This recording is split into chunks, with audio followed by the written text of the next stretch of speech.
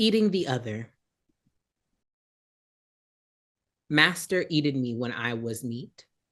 Vincent Woodward, from The Delectable Negro. Nat Turner's body is long devoured, as were mummies and unfortunate men.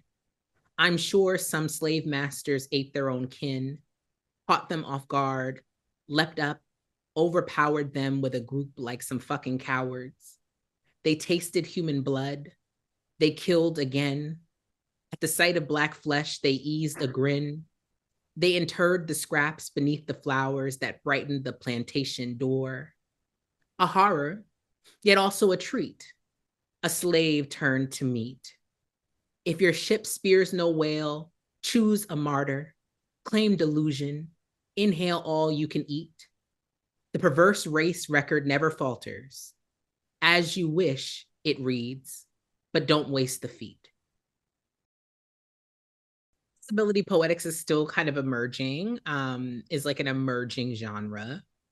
I think that disability as aesthetic can take many forms. I am a poetic formalist, and so I'm always talking about the body when I'm writing in form, thinking about,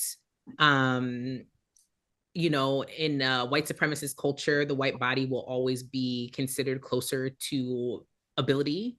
The perfect white body, in air quotes, will be the benchmark by which all bodies are measured against, right? And so there's always going to be an aspect of imperfection when white people look at Black people and when white supremacy looks at Black people, right? And so under enslavement, we get all of these ideas about inherent Black disablement, right? While simultaneously disabling Black people. Enslavement was a disabling condition. And by that turn, there was no model for a non-disabled enslaved person, right? Like whether you had PTSD because you were literally kidnapped and forced to work until the day you died, whether you were a physically disabled Black enslaved person who was sold by the dozen, whether you, or just killed in some cases, whether you were one of the Black women who were used to create the field of gynecology, right? Disablement was a given under enslavement. But what's interesting about some of these cases of eating Black people that we find throughout American history is that they were used, the reason that many of them were being eaten was actually a ward against disability, right? So when Nat Turner was eaten, he was turned into grease and it was taken as a health tonic. And enslaved Black people for at least 2 generations would not drink castor oil, which, you know, was a remedy for many things because they were worried about eating Nat Turner. So in that part of Virginia. And so when we think about the way that Blackness is consumed to protect white people from becoming disabled, from the stigma of disability, we can see this under a lens, and even mummies, right? The mummy eaters, like people who ate the mummies were like doing so as a health tonic. They were like, this is going to make me healthy and strong and not non-disabled, right? And so when we get to the part about, you know, the Nantucket whalers who ate all of the Black people on board when they were, you know, stranded at sea, they were said to do so in a state of delusion, right? So white disability causes Black people to be eaten, and also white people prevent disability by eating Black people.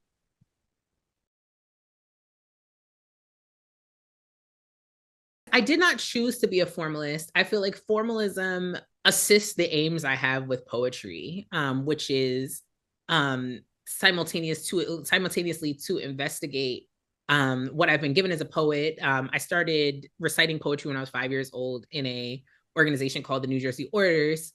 And you know, the people who were teaching it have been poets, but like the poetry that was available to me as a child was not experimental poetry. You know, I am an experimental poet, I'm an experimental formalist, but like at the same time, like I was not reading Gertrude Stein until I was like in, you know, 17, 18 when I was doing the Poetry Out Loud competition, right? And so I wasn't really exposed to things that weren't like the American masters.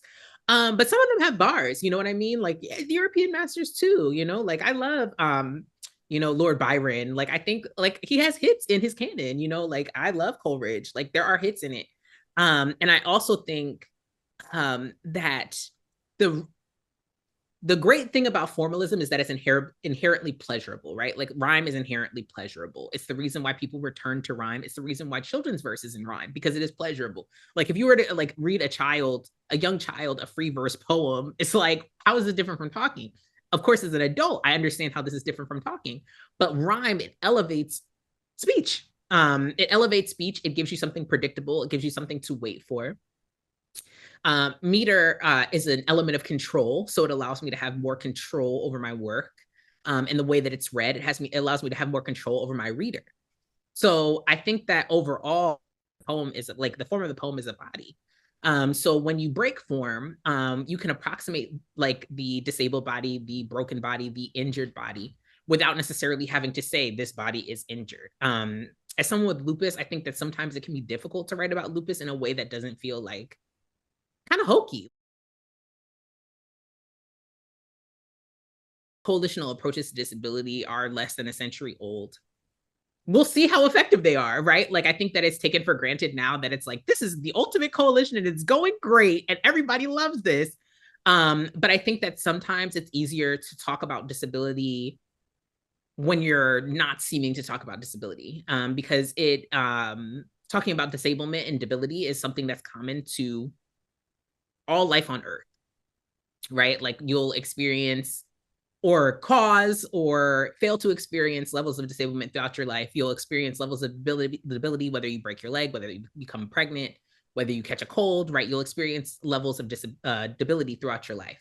And I think that doing so under a political disability lens renders something that surpasses hyper focus on my individual disabilities.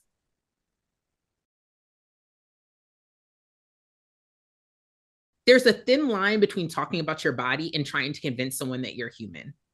And I think that that line is hard to navigate, right? Like it's like there's a difference between talking about your experience and trying to convince someone to empathize with you. And I think that appeals to empathy, calls for solidarity, like, they have their place. And I also think that it can be hard to make either of those forms more than what they are. But they have their place, you know what I mean? Like, it's not like I never write that way. But I do think that there is something mysterious about lupus that can be hard to capture. And I also think that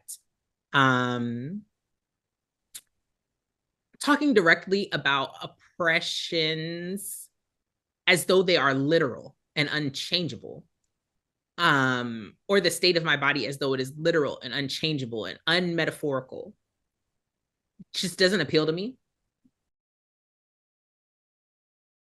The thing about metaphors is if they feel false, and this is it, like it could be, this is something you see even when you're talking to like teens or, and younger, like if you have a metaphor and they're like, that does not work, like that is not how I see the world, you've lost them, like you really have to be careful with metaphor because people are suspicious of metaphor. You know what I mean? Like people are suspicious of a metaphor. They're even more suspicious of simile, right? It's just, you're treading a hard line. And I think when you talk about disability as a metaphor, well, one thing that metaphor does is that it attaches a thing that someone does know with something that someone doesn't know. Like that's one thing that a metaphor can do. But they have to understand or mystify that thing they don't know in order to come with you, at least to some extent. And so I feel like that's why disability, because it is objectified in our society, doesn't always make a good metaphor, like it just doesn't. Like I think that like as a disabled writer writing about disability, it can be difficult to do so in a way that captures people's attention, right? Not their pity, right? Because pity is able people's first response. I would say even more like pity is physically abled people's first response to physical disability. And I think that that is even that is present both inside and outside of the community, right? Like the idea of being sick, the idea of being physically disabled is objectified in our society, right? Like where it is like, especially when you think about like, maybe not especially, but like particularly when you talk about illness, right? People do not want to have a long-term illness. In Black culture, lupus is associated with death. So like when I make a metaphor for lupus, I have never seen myself make a metaphor for lupus that could take people beyond pity. And that's not even because, oh, I'm sick every moment of my life or anything like that, but like pity is people's first response. It's people's first response. And so to take them past pity, I think that it really needs to get inside the body. And I think that that's one thing that form does, right? So if I'm writing in trimeter, right? And you're just gasping, right? That is a better way to talk, for me to talk about pleurisy than it is for me to be like, my lungs are tight and I can't breathe. But like, I just don't, I feel like people are just going to be like, oh shit, I don't want this in my body. But like, if you're like, okay, like I'm going to give you a meter so tight you cannot breathe, and we'll talk about something else while you do it, I do feel like people will respond differently to that poem. And I think that that's one thing that sonnets do really well too.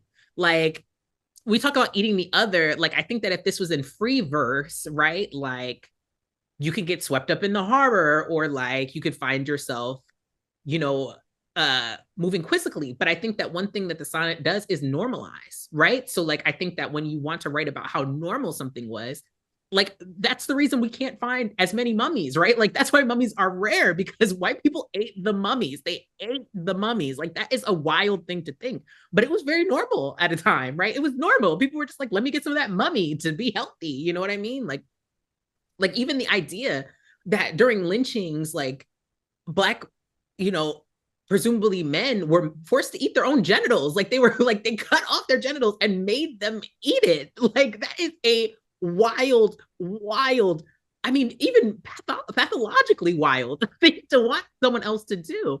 And yet, I mean, it is absolutely normalized under enslavement.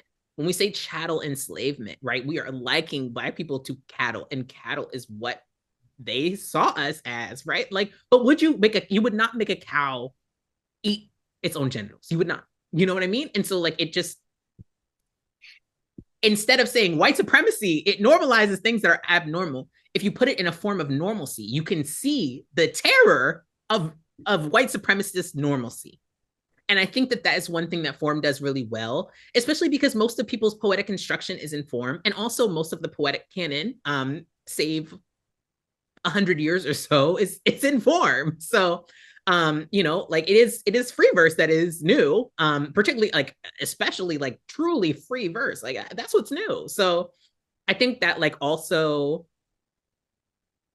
there's a way that writing in form writes with and breaks through a canon, like where there's like an assumption that like if you are a young artist, and I do write in free verse, not like I never write in free verse, but like I do think that there is something to be said about saying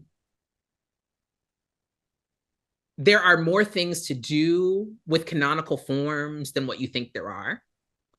And there are better uses of canonical form than have been employed thus far.